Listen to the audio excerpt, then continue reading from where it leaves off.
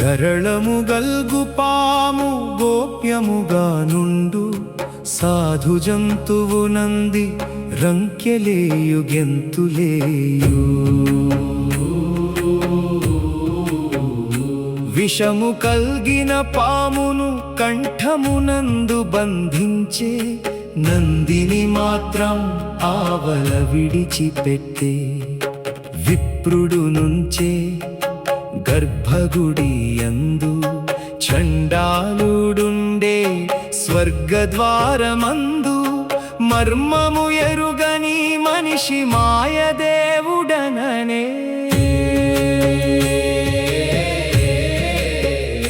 విషము గల్గిన పాము చేటు జరగవచ్చని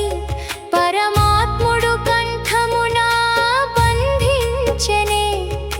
చండాలుని కర్మలు ప్రజకు చేదని చంద్రశేఖరుడు చింత నుంచి చింత తీర్చే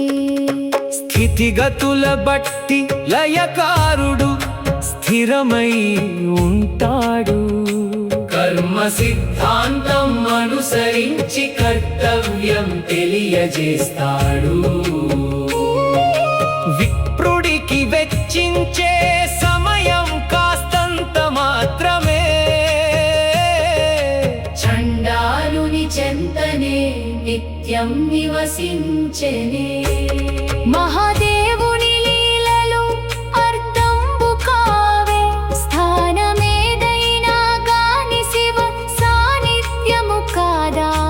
పూజలందు లయకారుడు ఆలయమునందు కాపురముండు శివుడు కాటియందు స్థాన భేదములేనిది శంకరుని సాన్నిధ్యమే శ్మశానమందు గాని శివాలయమందు గాని భక్తిగల హృదయమే భవుని నిలయమయ్యే భూతనాథుని లీలలకు భువి సాక్ష్యమయ్యే ఓం నమః శివాయ శివాయ